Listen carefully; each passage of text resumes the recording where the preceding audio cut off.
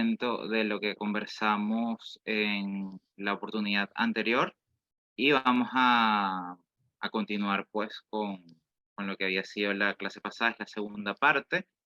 En la primera clase revisamos todo lo que son los fundamentos de la conducta violenta y la relación que esta tiene con la criminalidad, con el desarrollo del potencial criminal y lo que se puede hacer desde el poder y desde la justicia para manejar este tipo de conflictos. Vimos lo que son las causas, el contexto de la violencia. Las causas las vimos desde distintos ámbitos: económico, social, psicológico, político, etcétera. Vimos la relación de lo que es la violencia, el poder. Hablamos incluso del mismo Estado, como el Estado es quien tiene el legítimo monopolio de la violencia en las sociedades estables, políticamente sanas, etcétera. Reflexionamos incluso, muy importante para el contexto de América Latina, sobre el contexto de frontera. Vimos también lo que fueron las nociones de hombre, etcétera, lo que es la personalidad lo que es el criminal, las causas de la violencia en América Latina. Revisamos brevemente algunos casos de países y bueno, ya con esos antecedentes que tenemos de la clase pasada, vamos a comenzar ya con la clase del día de hoy. Y quiero además tomar una intervención que hicieron la clase pasada, con todo este tema de las políticas públicas, si algunas soluciones son moderadas y pudieran ser más duras. Alguien que intervino la vez pasada incluso criticó la acción de los organismos multilaterales, que no siempre actúan, no nada más, no actúan apropiadamente, sino oportunamente ante un conflicto. Aquí además tenemos que señalar pues que hoy en día, sobre todo a partir de este nuevo milenio, especialmente a raíz de los sucesos del 11 de septiembre de 2001, vivimos en un mundo cada vez más globalizado.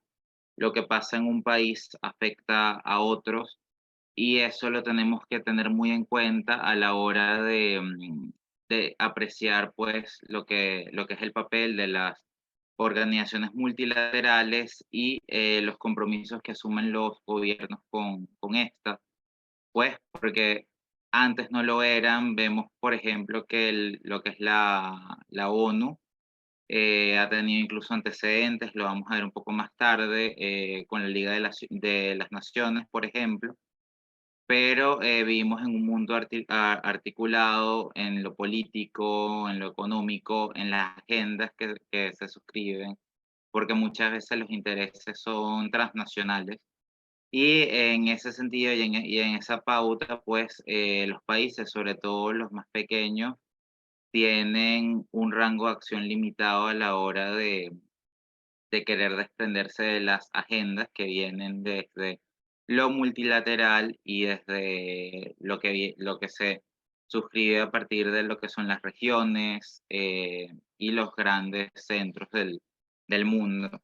Bueno, continuando la línea que estábamos conversando, reflexionando y analizando la vez pasada, es muy importante reflexionar sobre lo que son las mafias, a través de lo que es la historia y el papel que éstas han tenido con la criminalidad. Pues la mafia, además, tradicionalmente se sustenta en la existencia de mercados negros, de, eh, digámoslo así, necesidades que quedan poco cubiertas por lo que es el ordenamiento jurídico, lo prohibido. Vemos que, a ver, cuando algo se prohíbe, se regula, está íntimamente y estrechamente relacionado con el surgimiento de una mafia.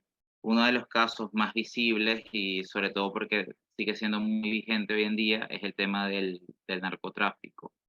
Las drogas están prohibidas y esa es una de las principales razones, podríamos decir, que es la fundamental de la existencia de mafias que se sustentan en la distribución pues, de estos productos, de estos derivados. Y ahí podemos ver que hay en verdad un gran entramado que no siempre se ve pues, a simple vista. Si tenemos en lo que es el caso pues, del narcotráfico, no es solamente que hay grupos que la distribuyen, que lo venden en lo más local, no. O sea, hay niveles, está desde lo local, lo regional, lo nacional, transnacional, claro, y además ahí hay hasta lógicas del mercado, pues. Se produce en un lugar donde hay unos costos de producción, donde hay eh, ciertas reglas del juego y luego se lleva a otros lugares donde el mercado tiene distintas características, razón por lo cual hay márgenes de ganancia mucho más grandes, pues, como se ve con muchos otros productos y en gran medida el sistema económico se sustenta de eso. Por ejemplo, podemos analizar lo que es la especulación y no nada más desde el tema pues, financiero, sino también está incluso en lo que es el área de las ciencias sociales, que consiste en predecir pues, el valor que puede tener un bien en un determinado contexto, en una situación y también a través del tiempo. Y en gran medida cuando tomamos decisiones en nuestras vidas, estamos especulando porque no conocemos el futuro y tenemos que tomar las decisiones que creemos más correctas para alcanzar nuestros objetivos. Las mafias, que en cierto modo también operan como grandes empresas, también pues especulan, tienen estructuras y necesitan además tener socios en muchas partes para operar pues eh, de forma más o menos estable.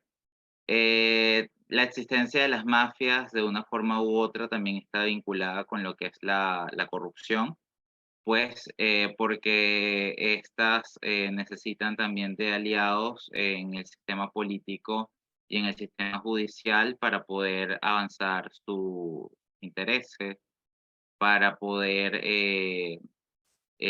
a ver, lograr sus objetivos, comprar jueces, etcétera. Entonces, hay estructuras que van más allá de lo que se ve a simple vista, de lo que se ve en las películas, en realidad es un fenómeno mucho más complejo y donde están articuladas muchas fuerzas de la sociedad, tanto donde podemos estar en nuestros poblados, en nuestras ciudades, como fuera de estos territorios. Y por eso las causas también en realidad son múltiples, tanto las causas que justifican la estructura de estas organizaciones, cómo están, a ver, organizadas, cómo están divididas, cómo son sus códigos de ética, de comportamiento, hasta de sanción, porque una organización también tiene que fijar sanciones para mantener cierta sincronía y cierta jerarquía, cierto respeto. Entonces, y una disciplina además.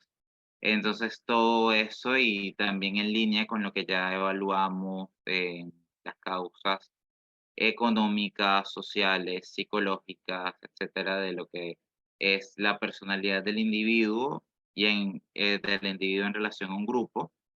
Eso también tenemos que analizarlo pues en función de lo que es la mafia. Y bueno, en el caso, pues, de América Latina, pues, en el comercio, transnacional hay muchísimas, no nada más por lo menos en la frontera de San Diego, en California, Estados Unidos. Otra frontera que es muy movida también es la frontera entre, Colombia y Venezuela, por ejemplo, también las fronteras más hacia el sur. Todos estos países, Paraguay, Chile, Argentina, etcétera. Entonces, todos estos grupos operan bajo las lógicas anteriormente mencionadas, entonces hay que analizar ello, pues. Ah, bueno, y claro, también además de hablar de los convenios que estas organizaciones pueden tener con lo que son los partidos políticos, los grupos de poder que están a ver en alcaldías, gobernaciones, distintas instituciones del Estado, pues también está la misma policía. O sea, también hay una relación mafia-policía que es evidente. Y en esto, y en línea también con lo que hemos conversado, pues todo también lo que se puede hacer para eh, luchar contra el narcotráfico, por ejemplo, viene en gran medida en función de programas de cooperación. En lo que es el caso de América Latina, vemos cómo la DEA históricamente ha tenido un papel, pues, importante, trascendental en ello y coopera con distintos organismos de inteligencia de cada país latinoamericano, entrena a policías, entrena guardias para em, detectar cualquier movimiento que pueda estar asociado a los grupos delictivos, mafiosos y del narcotráfico. Y otro tema acá que hay que analizar, bueno, y además en línea de lo que me comentaban la vez pasada, bueno, em, a ver, los países se alinean o no se alinean con los centros, la verdad. Eso es un tema, pues, que da mucho de qué hablar, pues, porque por un lado los países no son órbitas aisladas, pero los países también, en el mejor de los casos, quieren avanzar en sus intereses nacionales, avanzar en sus propias agendas, defender sus propios intereses, lo cual no siempre es fácil, siendo que están en un contexto de presión, donde no siempre cuando se suscriben programas de cooperación estamos en igualdad de condiciones, pues lo vemos así históricamente, tradicionalmente. eh, los países más fuertes han tenido la oportunidad de imponer condiciones que son más favorables a esto. Claro, eso de los países más fuertes, eso de los países más débiles también da mucho de qué hablar. Hay mucha tela que cortar, en tanto esas cosas han cambiado, lo podemos ver en muchos ámbitos, por lo menos en el caso de Estados Unidos, no siempre fue el país que es el día de hoy. A medida que pasó el tiempo, se fue consolidando, vemos, si estudiamos la historia de las grandes potencias, vemos que no siempre han estado en la posición que hoy ostentan. Incluso en América Latina vemos que también han habido rachas mejores, rachas peores, entonces también hay que evaluar eso en ese sentido, pues. Y bueno, hablamos anteriormente de la ONU, que muchos están a favor o están en contra, pero también hoy en día tenemos que hacer cierta separación entre lo que la ONU representa en colectivo, pero también lo que la ONU representa por cada organización, en tanto la ONU no también es ACNUR, es el Consejo de Seguridad. Y a ver, a veces somos muy críticos con la ONU porque vemos que en lo ideal presenta muchos objetivos en grande, pero hay muchas críticas en cuanto a cómo estos objetivos se concretan y las herramientas que la organización tiene para en verdad llevar esto a cabo, pues. Y ahí tenemos que ver que la ONU también es ACNUR, como, como ya se señaló, y ACNUR vemos en el caso de América Latina recientemente y lo ha visibilizado muy bien la migración venezolana. ACNUR ha hecho un gran trabajo en eh, contabilizarlos, atenderlos, darles ayuda humanitaria. Entonces también a la hora de, para hablar con mayor propiedad, a la hora de hacer observaciones sobre el trabajo de la ONU, debemos enfocarnos también en el trabajo que hace cada organización en específico de la ONU, porque en realidad la ONU representa muchas cosas y ahí además vienen cambios en los próximos años. O sea, no siempre lo vemos, claro, porque eso no siempre sale hacia afuera, pero hay muchas opciones de reinstitucionalización de la ONU. Hay propuestas interesantes que están siendo analizadas y en los próximos años podrían estar en marcha, entonces hay que estar pendiente de ello. Y acá también en el tema de programas de cooperación, atracción de inversiones, bueno, eh, desde hace ya décadas además existe el movimiento de los países no alineados, que son aquellos países que tienen además una posición muy crítica pues con lo que es el centro de gobierno mundial, digamos, sea, lo que son las principales potencias. Y este movimiento de países no alineados también ofrece alternativas de cooperación para aquellos países, movimientos que son críticos de la posición de los países, digamos, más dominantes, sobre todo pues, en Occidente. Y claro está, todo esto también está en gran medida enmarcado por los valores en común, las ideas en común y todo aquello que une a unos países con otros, como una cultura, una visión del mundo. Entonces también eso es también fundamental para analizar los programas de cooperación que se suscriben, ya sea a través de los organismos más grandes multilaterales y también en función de lo que son los convenios bilaterales, por ejemplo, multilaterales, etcétera.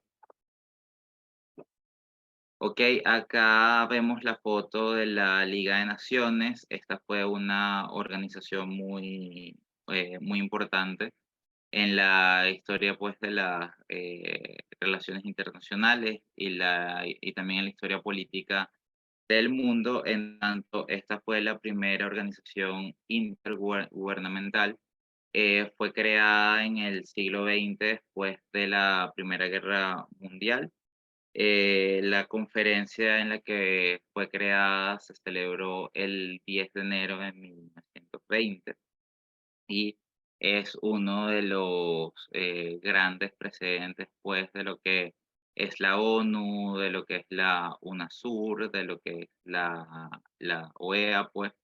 Entonces, y en gran medida, la mayoría de sus componentes, principios, fueron luego adoptados por las Naciones Unidas después de la Segunda Guerra Mundial.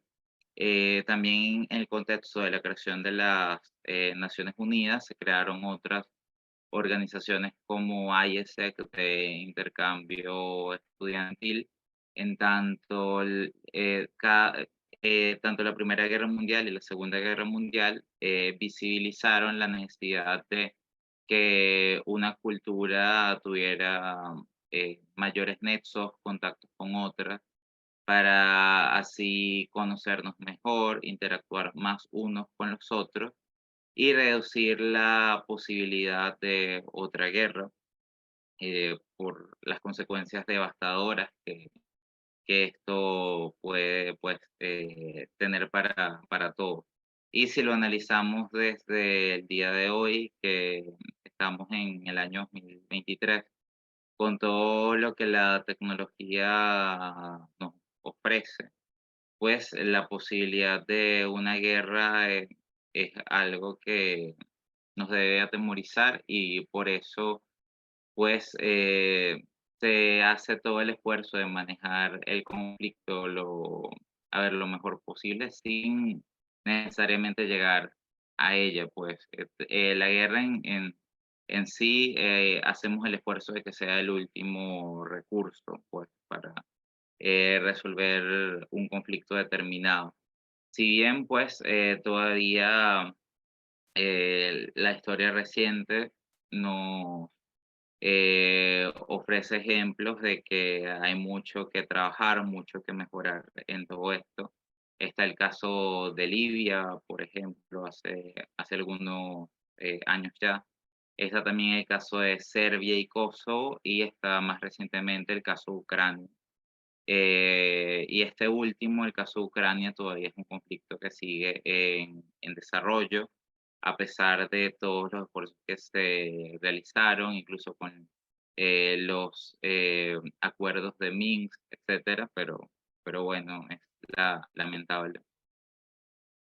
En el caso de América Latina, en general las mafias se eh, se centran en 4 áreas principales: narcotráfico, secuestro, sicariato, tráfico de influencias.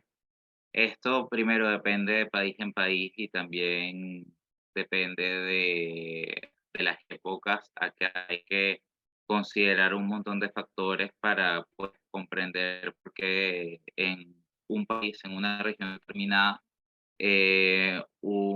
por lo menos lo que es el sicariato ha tenido una relevancia, una importancia que en otros no lo ha tenido. No, no es que las cosas sucedan espontáneamente y porque sí, la verdad no.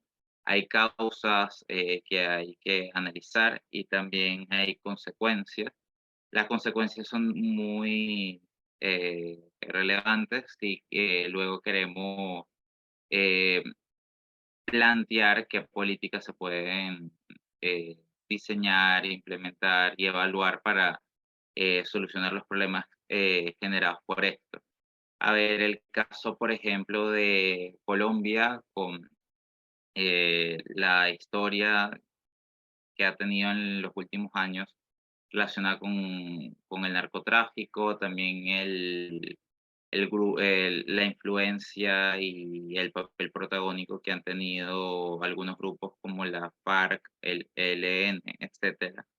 Eso hay que, pues, estudiarlo y tomarlo muy en cuenta, además con la posición estratégica que tienen hacia el Caribe y también interoceánica de, pues, Colombia y Panamá.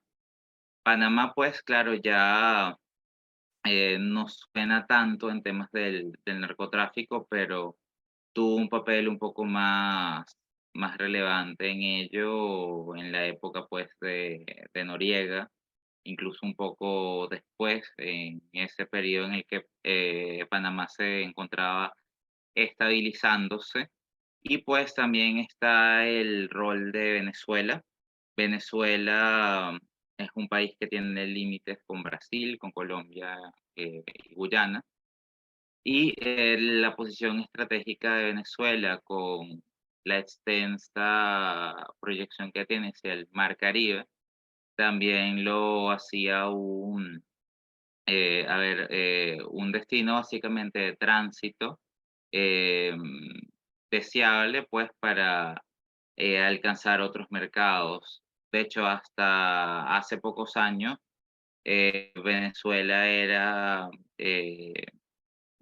Caracas, la capital, era conexión aérea en muchos destinos acá en América Latina. básicamente por su posición geográfica como puerta de la América del Sur, pues. Entonces, todo esto hay que considerarlo para entender por qué em, ciertos delitos proliferan más en unas regiones que en otras, porque ciertas fronteras tienen unas características. En el caso de la frontera entre México y Estados Unidos, particularmente en, en lo que es el borde de San Diego, bueno, ahí además influye todo el tema de los laboratorios sintéticos que rodean este enclave, la situación de violencia, y que más allá de los esfuerzos que se han realizado para controlar esa extensa frontera entre ambos países norteamericanos, estos esfuerzos no han sido lo suficientemente efectivos. En el caso, pues, del tráfico de influencias, ahí, evidentemente, tiene un papel muy primordial lo que es, la corrupción, los niveles de corrupción que hay en un determinado país, pues, porque el tráfico de influencias termina siendo también un recurso que tienen las mafias y ciertos grupos de poder para imponer sus criterios, imponer sus intereses e ir más allá del sistema de justicia.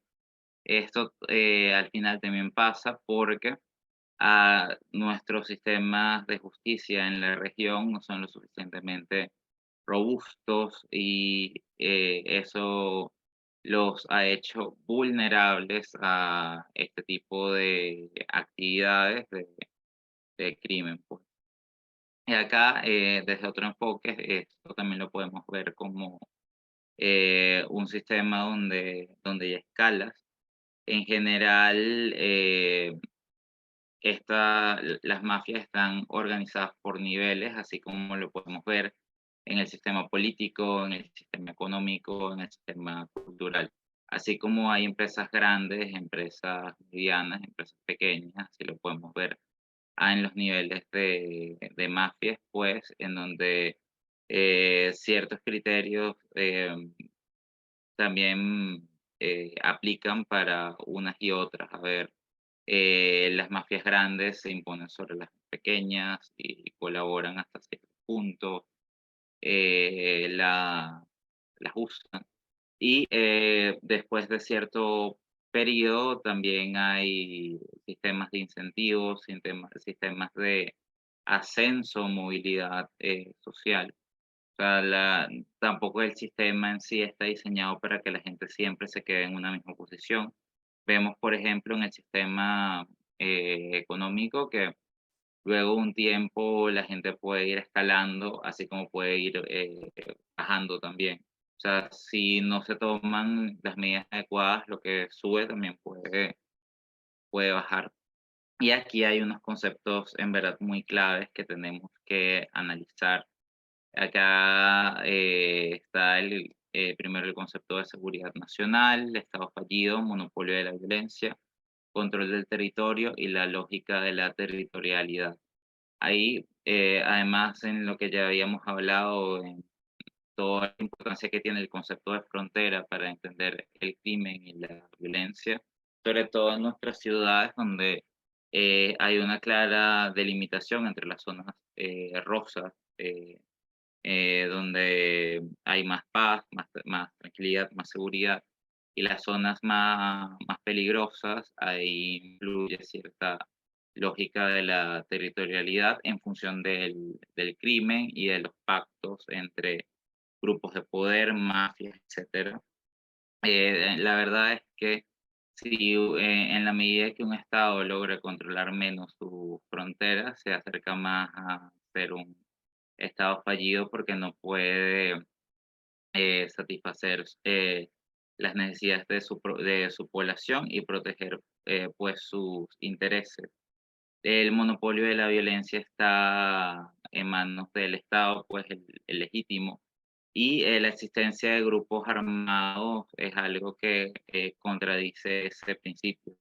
En la medida que haya más grupos violentos que puedan imponerse en áreas del territorio donde es prácticamente como si no existiera la ley, ahí podemos hablar de que hay un Estado que se acerca a ser un Estado fallido. Y pues el concepto de seguridad nacional se ha extendido cada vez más. Eh, Antes abarcaba nada más a los temas más de, digamos, de estrategia y la seguridad nacional conformaba, digamos, el conjunto de órganos, organismos, también recursos que estaban relacionados a la estabilidad, calma de la nación, es decir, que pudiera existir gobernabilidad, que el país no fuera tampoco como que invadido por una potencia extranjera, eh, que no ocurriera un golpe de Estado, por ejemplo. Pero el concepto de seguridad nacional cada vez se ha extendido y se ha dilatado un poco más. En tanto, cierto criterio sugiere que el concepto de seguridad nacional debe ser en su ámbito ampliado al menos un poco, porque otros conceptos como, a ver, eh, la economía, la garantía de los derechos humanos, eso también tiene un peso sobre la estabilidad nacional, pues.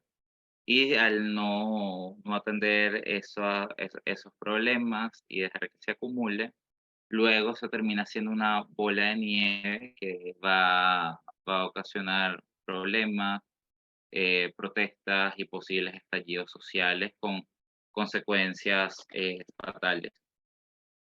La delincuencia, ahí vamos, tiene como principales características eh, la ruptura de la ley y, por un lado, la conducta antisocial, pero también la conducta asocial. Y ahí también está la violación de los códigos impuestos por los gobernantes y la moral pública. Es decir, hay un desprendimiento del sujeto en cuanto a a lo que es el bien y el mal. Bueno, en algunos, otros, por sus propias características, a veces sí tienen un criterio de lo que es el bien y el mal, pero se dejan llevar por otros factores. Entonces, ahí hay que tomar todo eso en cuenta para entender cómo surge, o sea, las razones fundamentales que sustentan que exista una delincuencia y, y cómo además la podemos manejar para reducirla. Reducirla al máximo y en lo posible, claro, porque podemos ver que también en las sociedades más desarrolladas hay ciertos niveles de delincuencia, pero en lo que buscamos es que esté en los mínimos, o sea, niveles bajos. No, acá hay una cita de Madeleine Morales, psicóloga, me permito leerla. La delincuencia forma parte de una inadaptación y a medida que va surgiendo, sea un desafío a la sociedad y a sus normativas de convivencia. La delincuencia se va produciendo por una conducta humana asocial y en el fondo una ruptura de las relaciones intrafamiliares e interpersonales del individuo. Se habla de delincuencia a aquella persona que viola las leyes ya impuestas por los gobernantes. También se refiere al hecho que se comete, ya sea uno o varios delitos y que a su vez incumplen con las normativas ya tipificadas dentro de las leyes.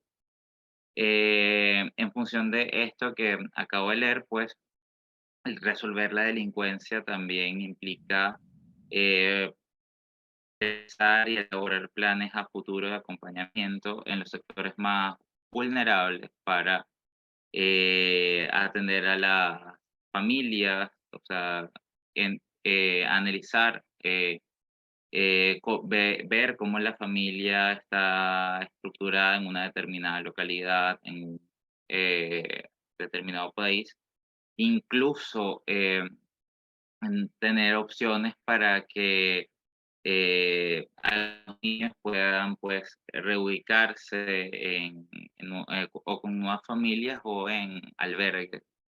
Bueno, con este caso, con el tema de los albergues, puedo comentarles que por lo menos en el mundo desarrollado existen muchos estudios sobre el tema de como consecuencia pues de la amplitud de los derechos políticos de la comunidad LGBTIQ+, y el crecimiento pues de los chicos que quedan sin hogar. En tanto, tal amplitud de derechos y tal visibilización también ha ocasionado, por otro lado, que más chicos salgan del closet a edades muy tempranas y eh, han tenido que irse pues de sus casas en Estados Unidos y Canadá, por ejemplo, también algunos países de Europa donde la data sobre este problema es pública y hay muchas organizaciones no gubernamentales estudiando el problema, ofreciendo alternativas, dando sugerencias. Pasa que este es un tema pues crítico, pues porque si un chico se va de la casa, pierde la estructura familiar con la que iba creciendo y ya tenía, digamos, tenía la visión de quién era un padre, quién era una madre. Entonces él de alguna forma pierde eso y tiene que haber también de parte de la planificación de los condados, comunas, municipios, alternativas desde el poder para atender estas necesidades de la sociedad, que estas personas no queden solos. En muchos casos, uno puede preferir que estén con sus padres, pero no siempre es la mejor opción.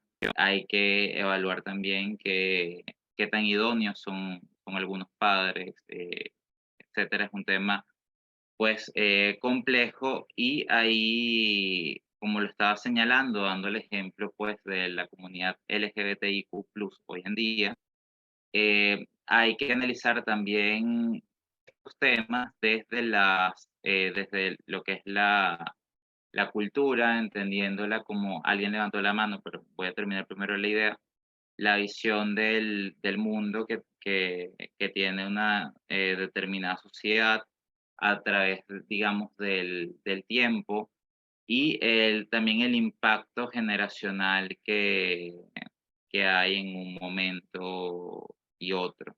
Entonces, la delincuencia tiene razones que incluso hay que buscar primero, claro, está también todos los problemas que podemos encontrar en el sistema político, en el sistema económico, pero también hay cosas que en buena parte hay que revisar en las familias en donde surgen estas personas y que no siempre son de bajo nivel social, a veces también pueden ser de alto nivel social. Entonces hay que tomar todo esto en cuenta, pues para tener una visión compacta sobre lo que sucede.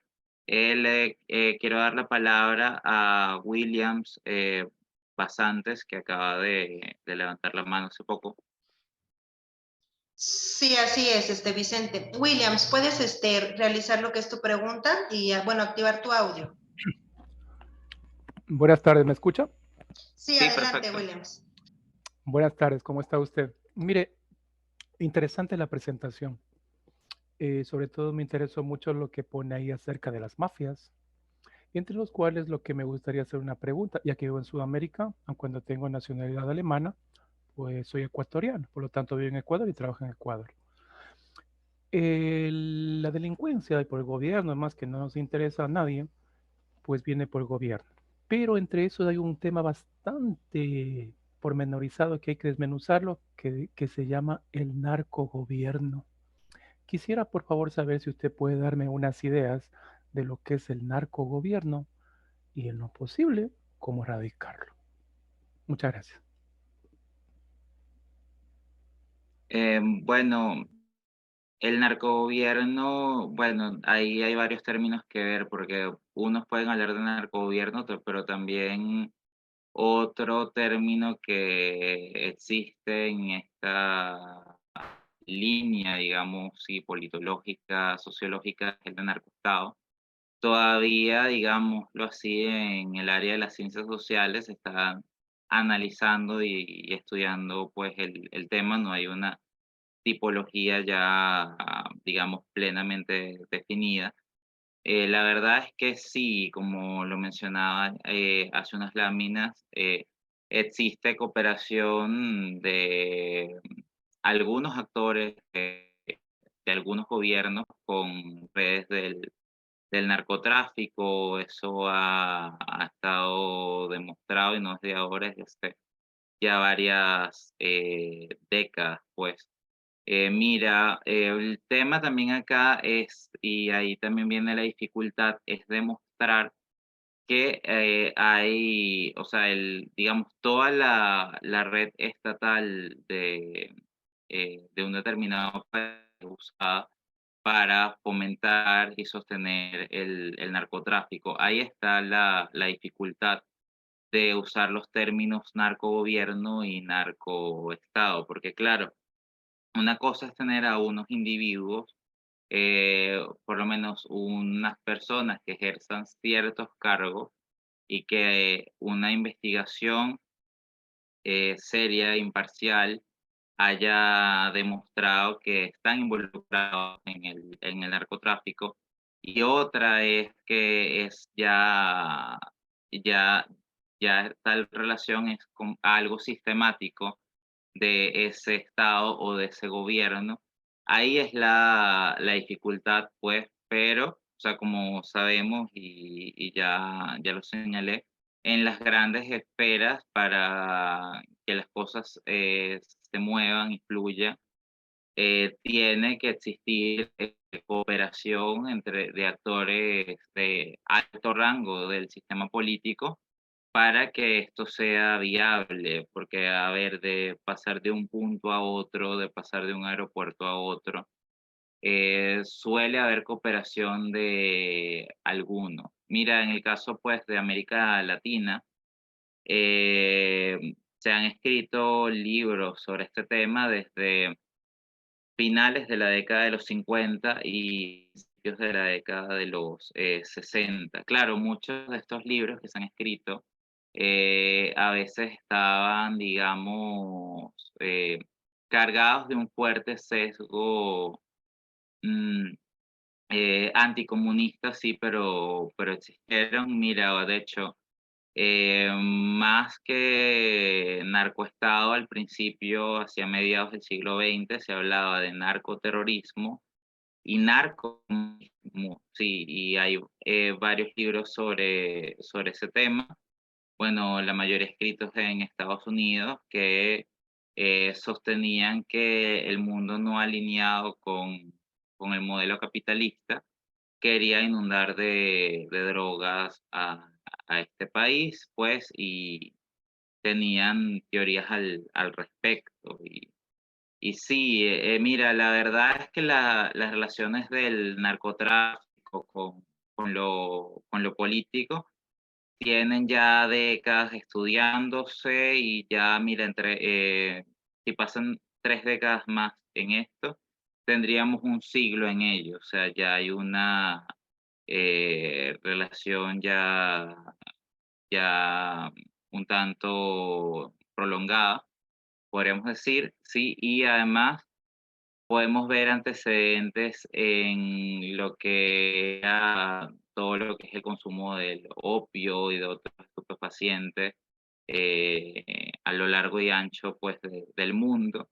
Entonces sí, sí, claro, la verdad es un tema que da bastante para analizar, bastante para hablar, pero a veces, y podría hasta resumirlo con esta frase, a veces es fácil decir las cosas, pero es difícil demostrarlas.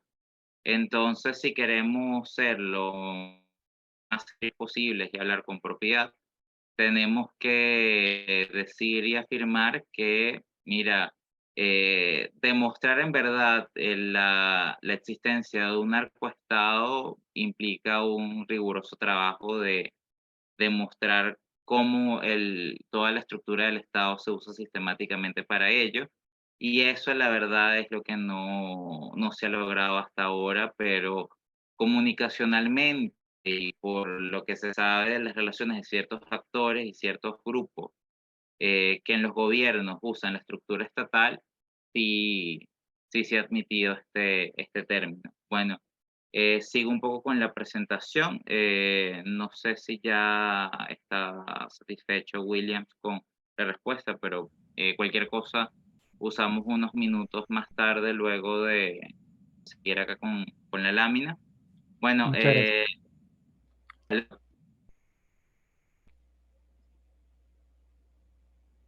ya no lo escucho. Muchas gracias. Estoy agradeciendo por la respuesta. Perfecto. Bueno, sigo acá. Ajá, entonces, los órganos judiciales se encargan de determinar el tipo de delito que se cometió, dicta la pena y este último dependerá del daño hacia la persona a quien cometió la falta. Por otra parte, la delincuencia va aumentando y diversificándose a medida que pasan los años y a su vez con el desarrollo de la sociedad. Es en la adolescencia donde se comienza a formar la personalidad y con ella el carácter. Todo esto va a depender de sus necesidades y oportunidades que le puede ofrecer tanto la familia como la sociedad. Las aportaciones teóricas psicológicas con respecto a los periodos del desarrollo humano permiten reconocer que existen diferencias individuales y que los parámetros establecidos para cada una de ellas están relacionados con factores que influyen en la vida del ser humano, por lo que será necesario ubicar el caso y adaptarlo a las condiciones particulares del contexto y el momento.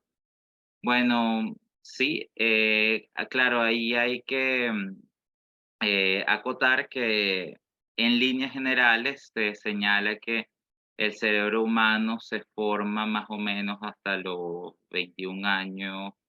Sin embargo, el cerebro sigue cambiando, quizá no como en pleno apogeo de la adolescencia, pero sí hay cambios que se producen después. Más allá de que es cierto que la personalidad se forma en los años de la adolescencia en gran medida. Se sostiene que todavía no estamos completamente seguros si la personalidad se hace o se nace. Todavía hay muchas investigaciones que se están realizando al respecto y lo podemos ver incluso con lo que son todos los trastornos, pues, de la conducta, los trastornos de la personalidad. En general, se asume que la gran mayoría mejoran con el tiempo. Solo una minoría, sobre todo los asociados al espectro antisocial, pero la mayoría mejoran, pues, con el tiempo y el cerebro sí sigue cambiando, no tanto, pero sí. Entonces esto lo tenemos que enlazar con cómo funciona, cómo opera tanto el sistema político, el sistema judicial, el sistema económico para entender pues al delincuente y también hacer, digamos, las políticas más adecuadas, irlas revisando, irlas adaptando para atender el problema y sacar lo mejor de cada contexto. Como les dije, no en esta oportunidad, pero sí la pasada, a veces también es en muchos casos, la verdad, el que unos sujetos caigan en la delincuencia es también culpa del mismo sistema porque no se logró aprovechar el potencial de esa persona. O sea, más allá de sus rasgos, cada quien puede tener un espacio en la sociedad y eso lo tenemos que recordar siempre. O sea, todas las características que podamos tener más allá de las personalidades, sino también las económicas, culturales, sociales, no deben ser fundamento para discriminar o señalar al otro, sino para comprenderlo, para entender que todos tenemos un lugar en la sociedad y eso se puede aprovechar.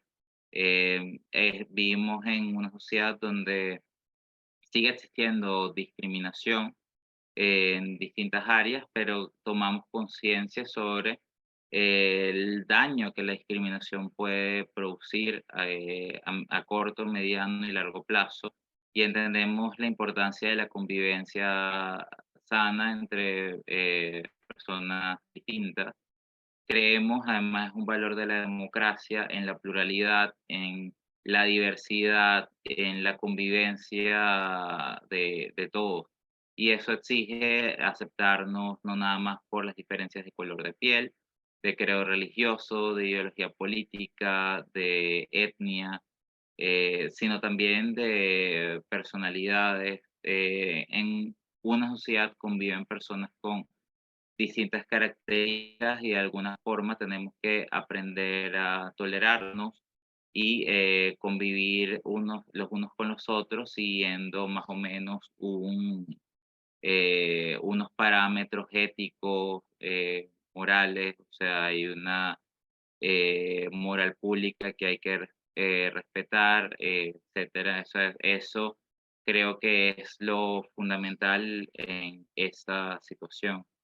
Acá, volviendo al tema de las soluciones, porque podemos, claro, hablar mucho sobre lo que es el hecho en sí y la comprensión sobre esto, pero no es suficiente si no conversamos también sobre lo que son las soluciones al problema de la violencia. Y ahí, como vimos la clase pasada, es un problema al final, pues, de políticas públicas porque hay que emprender programas y acciones orientadas a mejorar los niveles de educación, mejorar los niveles de salud, por ejemplo, y al final de la educación se pueden desprender muchas más cosas porque una población más educada también es una población que tiene mayor acceso a fuentes de empleo dignas y el individuo mejor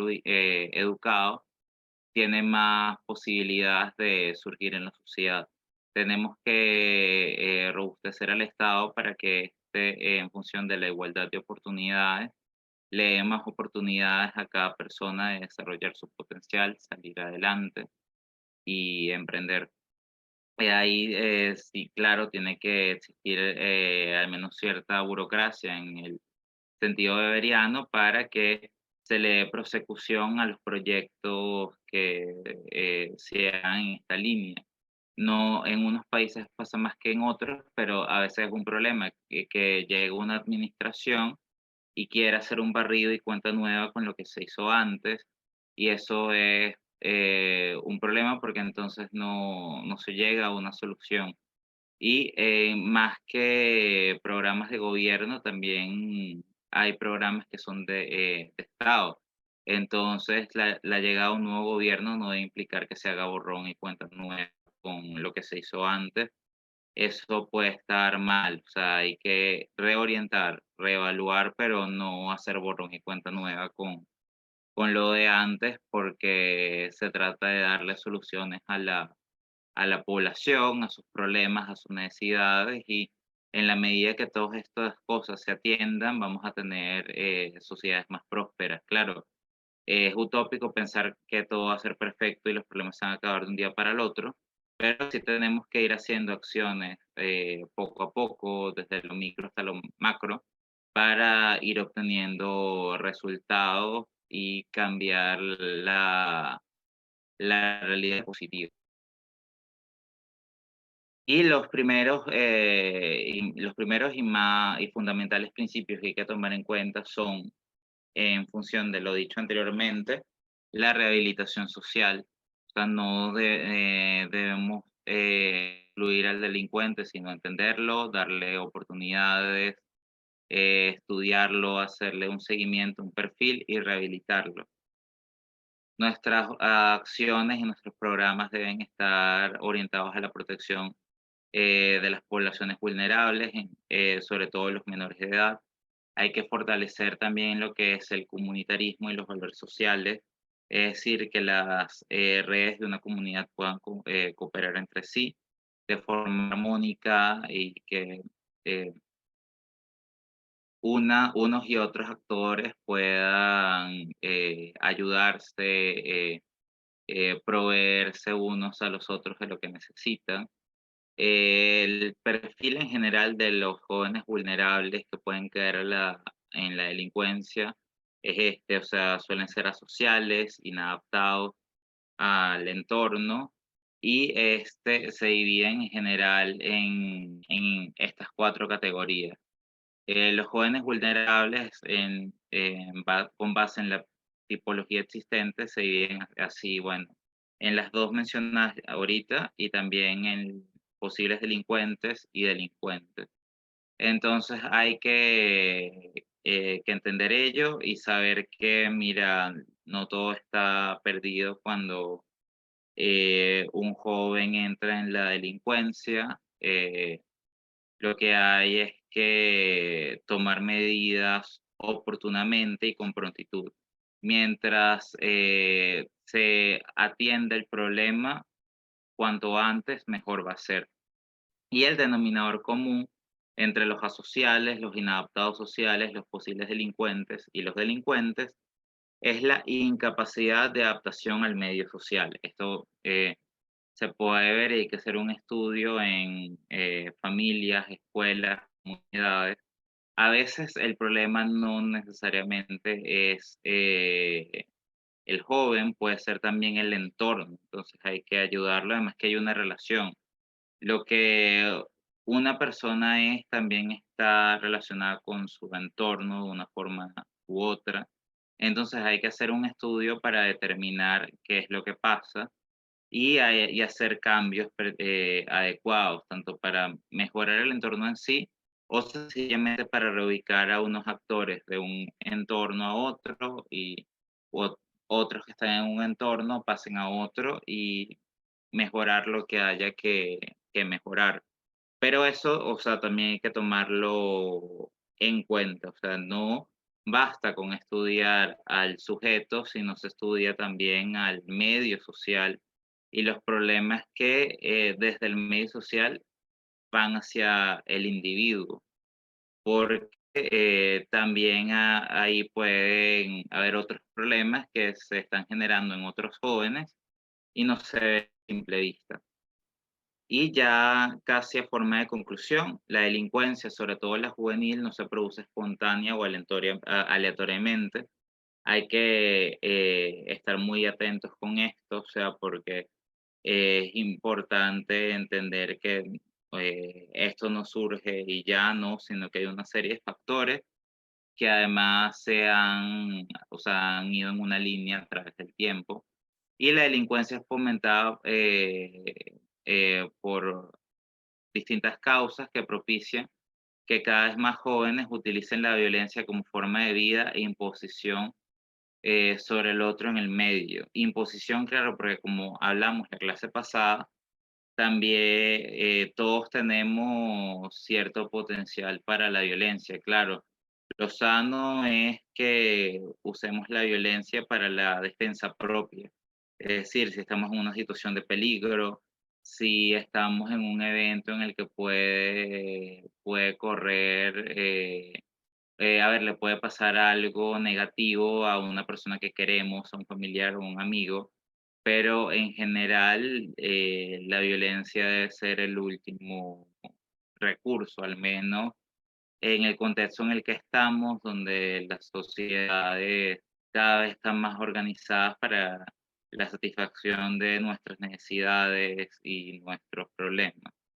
Entonces, eso lo tenemos ahí que ver, no solo es la violencia en sí, sino que la tenemos que comprender y tenemos que entender el rol que debe tener esta, que todos la tenemos, en cierto modo forma parte de la naturaleza del ser humano, pero no podemos, no debemos, mejor dicho, imponernos a los, sobre los demás a través de la violencia.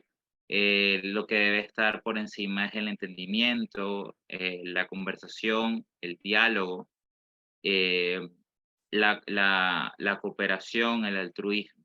La, la violencia, además, es el recurso de las personas que no tienen la razón por otros medios, y también es síntoma de una comunidad disfuncional en donde las cosas no funcionan y para imponerse es necesario la violencia. Acá tenemos una imagen que dice, tiene unas críticas sobre lo que es la violencia doméstica y visibiliza el problema de las mujeres asesinadas.